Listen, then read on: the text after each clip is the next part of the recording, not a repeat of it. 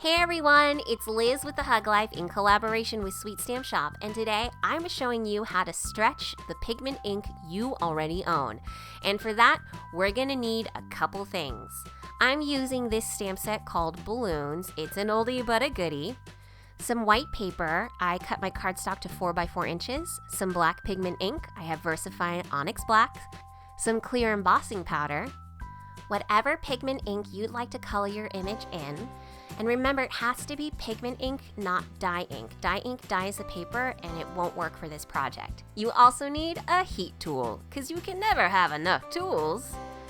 Now I'm gonna go ahead, take the stamps off of the acetate backing. I'm working with the outlines of the balloons today. Gonna go ahead and put that onto my acrylic block. So for this project, if you want to use a different stamp set, I recommend any stamp set with a lot of white area so that you can color it in. Now, what you don't see on camera is I go back and I re-ink the stamp in between the times that I press the stamp onto the paper. Next, we're gonna go ahead and bury these balloons under a cloud of clear embossing powder like it's buried treasure. And I'm gonna go ahead and stamp the strings that come with the set, and I just think it's a really whimsical set. And again, we're stamping that into black pigment ink.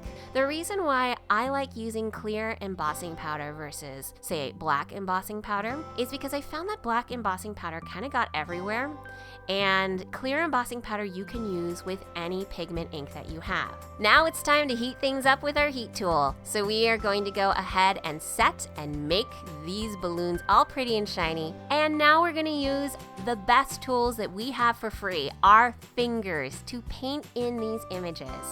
The reason why we heat embossed the balloon outlines first was so that when we finger paint with the pigment inks, it won't smear and cause any problems.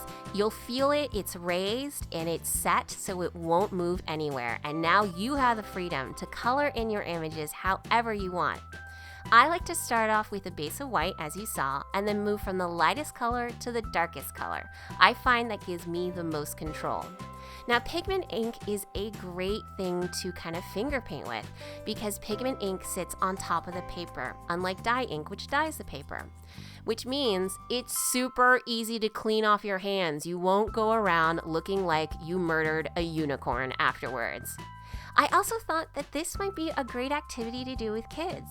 You could go ahead, stamp down some images, give them a few maybe cheap ink pads if you didn't want to use the nice stuff, you know what I'm saying? And go ahead and let them go to town finger painting with the pigment inks, and you would have an amazing co-creation of artwork. Now we're going to go ahead and cover these images with the clear embossing powder and heat set them, but honestly you don't need to do this step if you don't want to. You could just heat set the pigment ink so it dries real nice and quickly and you'd be done. I'm going to go ahead and fussy cut these balloons out, and you can use them on anything. I've used them in my planner. You can also use them to create a very simple card. I cut out a piece of blue paper into 4x4 inches, and I'm using this set called Smile More. The sentiment, "You're the bright spot in my joy," really called out to me, and I thought I would use that in this card.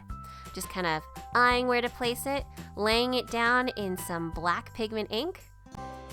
Ta-da! I'm gonna go ahead and bury that in some clear embossing powder, funnel that on up, seal that cap, and heat set that.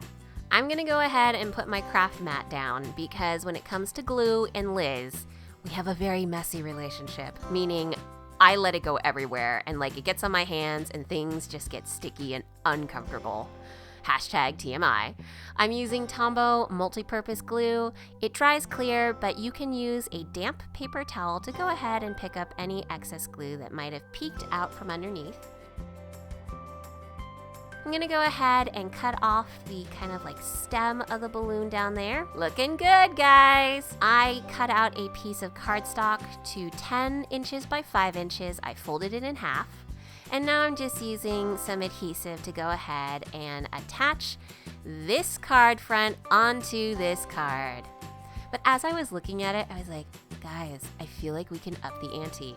So I was like, let's just add some sprinkles to this.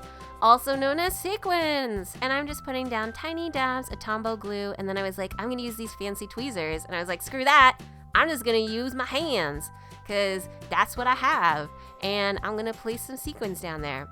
I bought these sequins at Michael's when they were doing their big Christmas clearance, and I think they were something like 50 cents, and I was like, yas, you coming home with me right now.